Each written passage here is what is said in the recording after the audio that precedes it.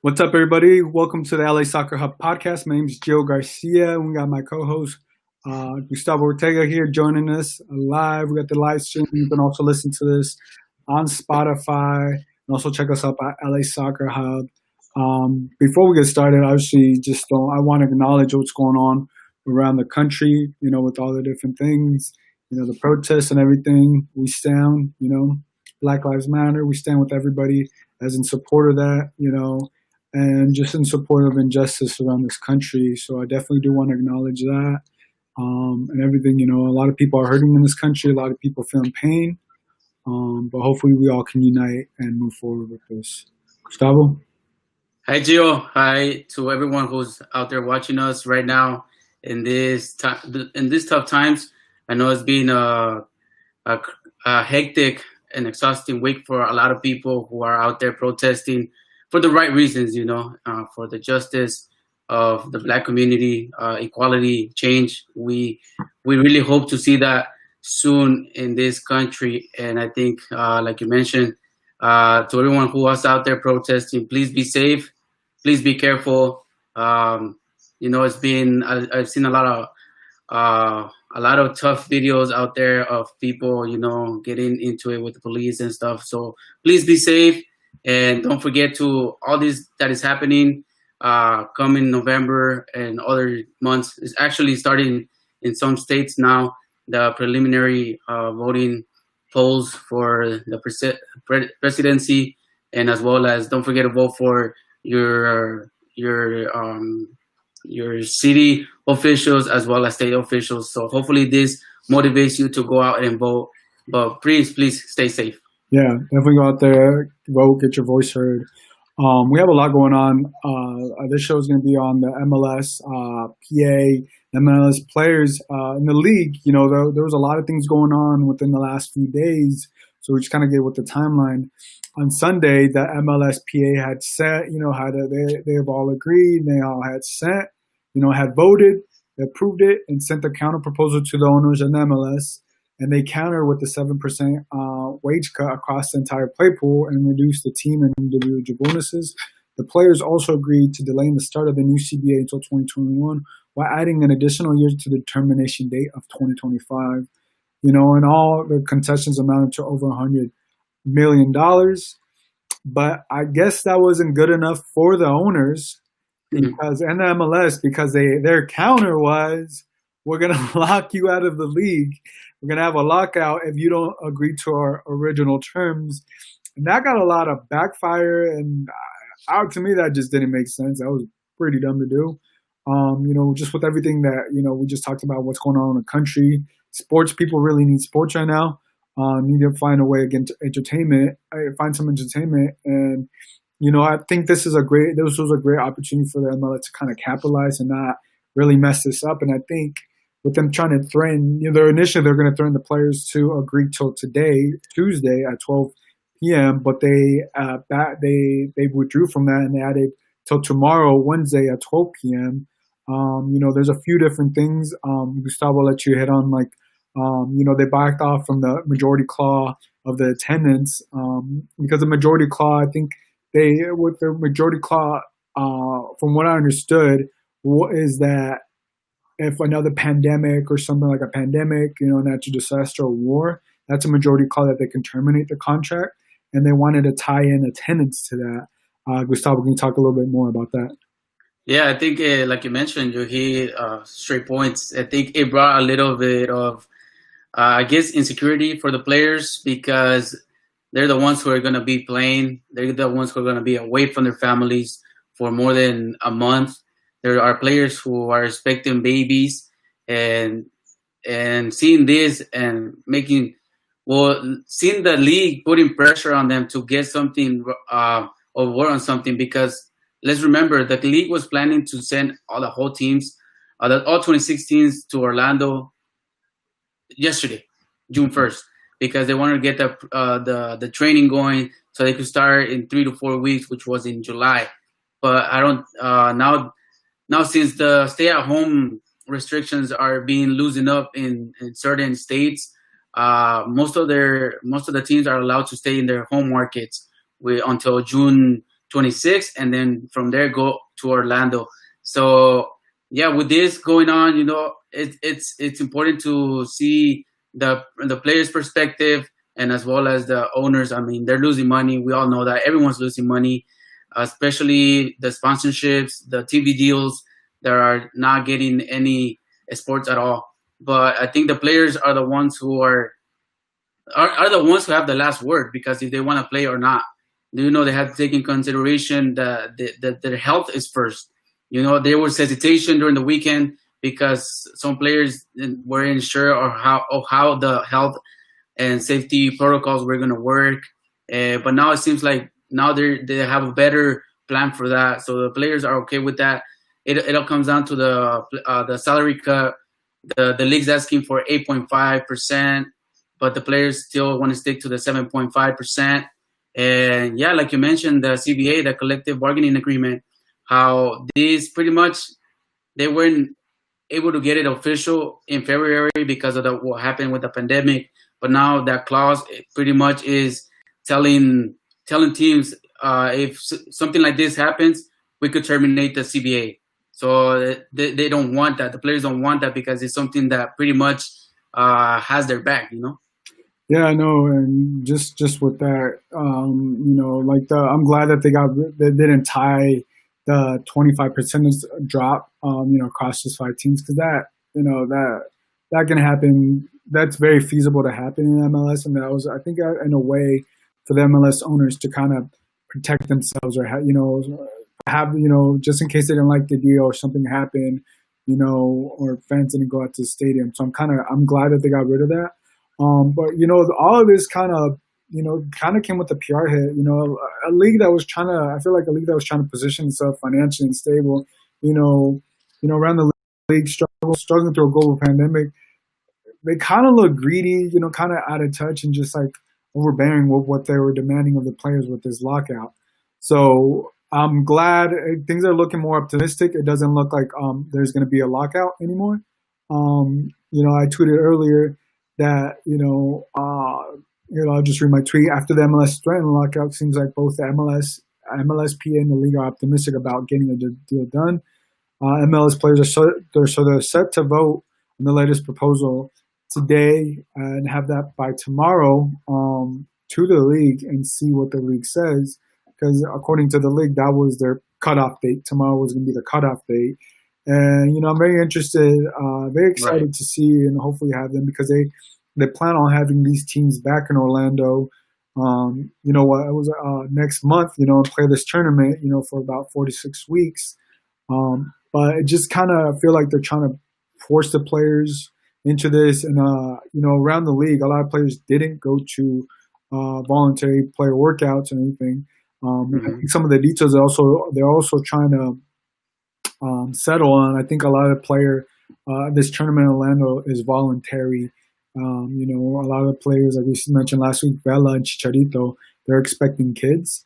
So I don't know how interested they are in going to this tournament, but it's going to be a voluntary tournament. So, it's a lot of things going to be interesting to see who goes and what. I'm interested to see also the final details that are put in place under this new contract. Yeah, and talking about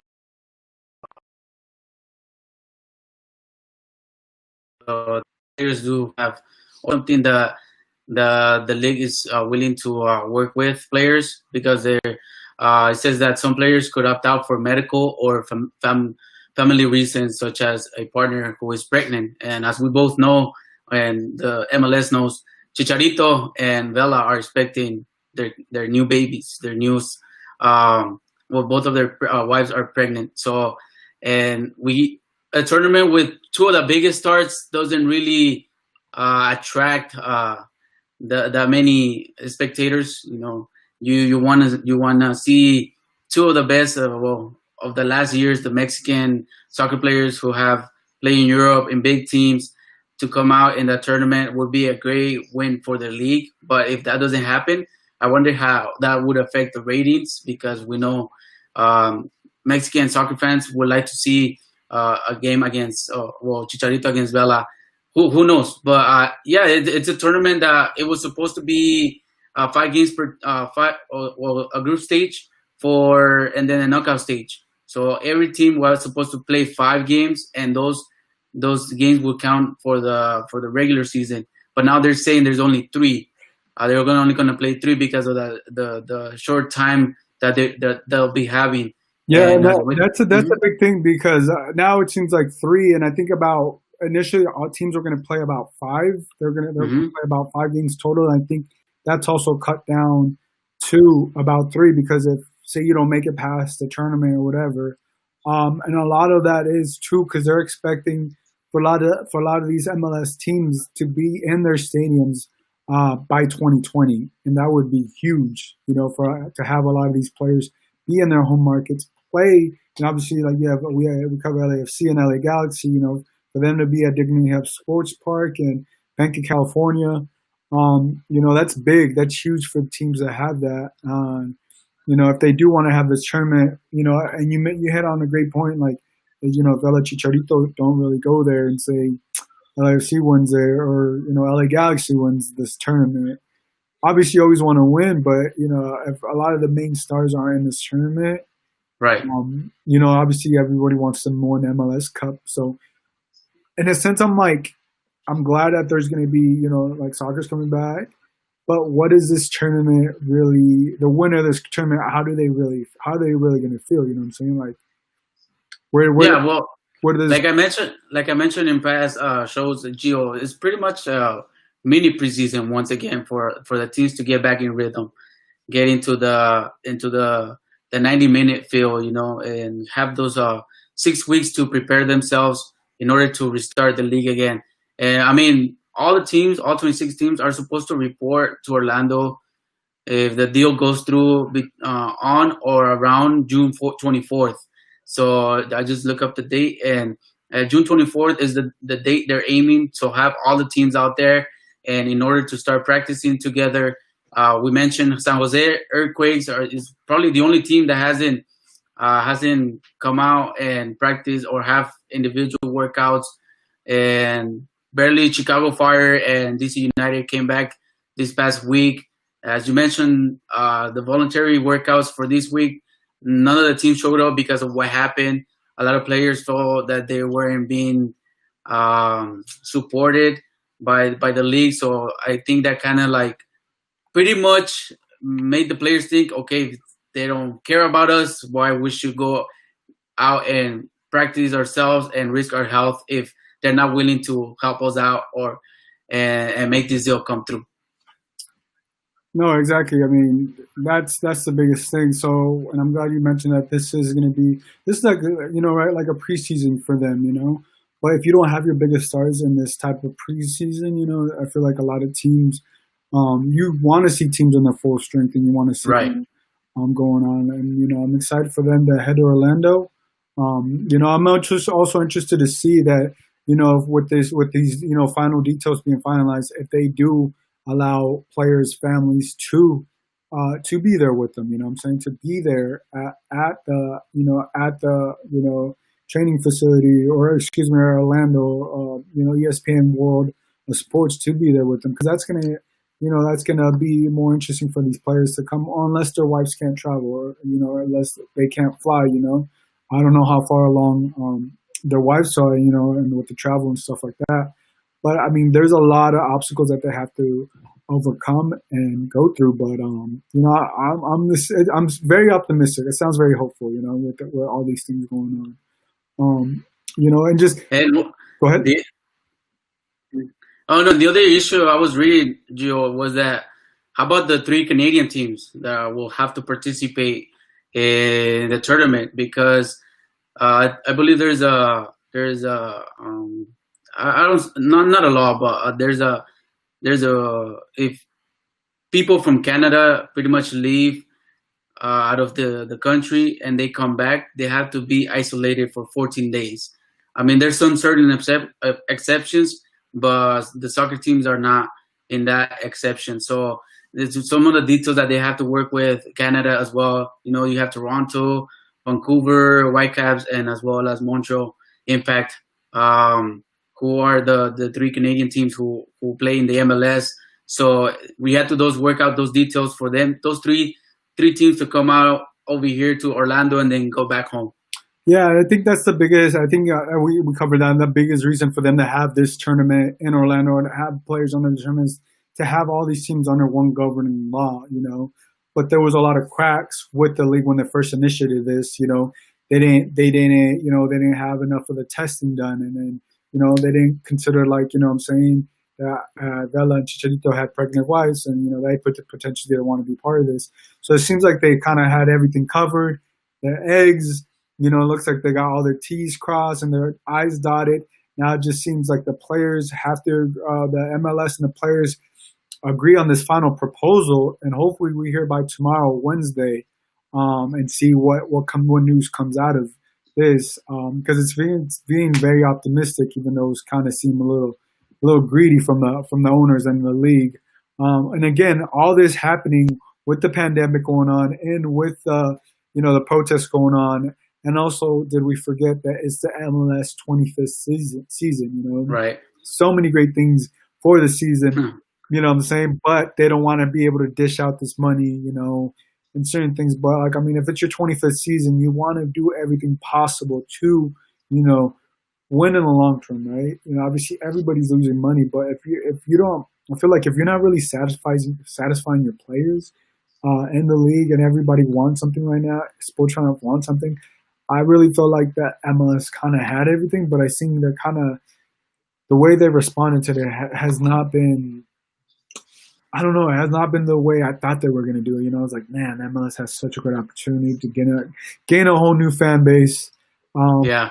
But we'll see what happens. There's still a lot of time left. There's still, hopefully by within 12 hours, we'll know what's actually happened, what the details are.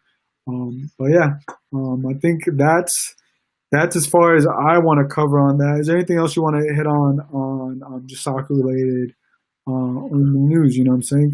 What do you think of potentially?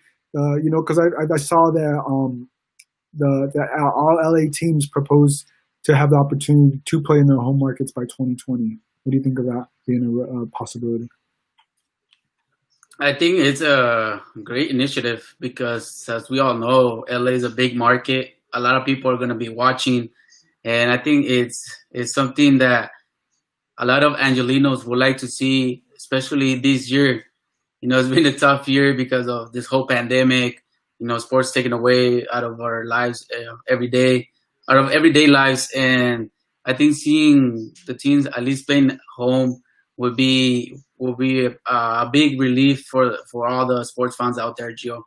But yeah, I think it's a possibility. Hopefully it happens. California is already loosening up on stay-at-home restrictions. I believe they're on phase 3 now. They already open restaurants and as well as barbershops and other things. So as long as they keep the athletes safe and the public safe, I think it's a possibility that this can happen.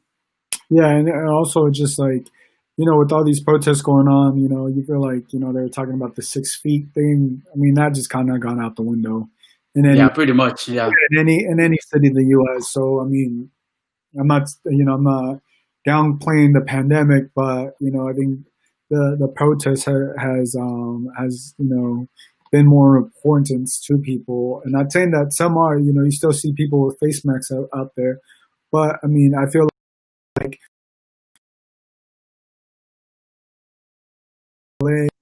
some of these hobbies, I mean, these are crowds, it made thousands of people in the crowds in D.C., New York.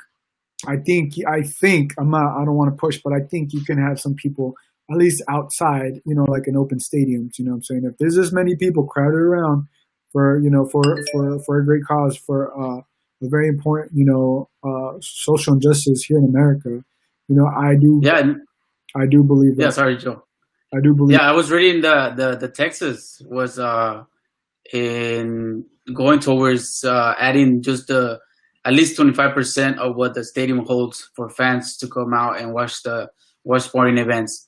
So I don't know if that's going to be only in open stadiums or closed stadiums because, there's basketball too and other sports. But, yeah, it's a possibility. I mean, I wonder how this is going to go because, yeah, this whole this whole time, pretty much, my question was, where was this stay-at-home orders alerts when the pandemic was really hitting peak level, and but now that there's protests and stuff like that.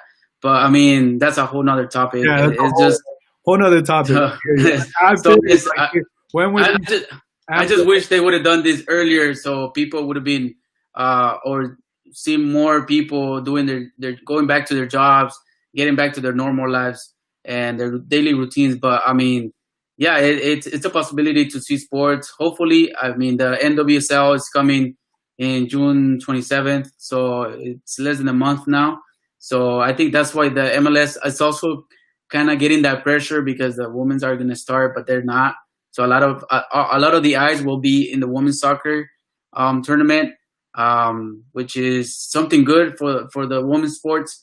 Is it's going to be the first professional sports pro teams who play after the pandemic happened, pretty much, and we'll see how that plays out. But I think that MLS, yeah, like you said, they're losing a lot of money, and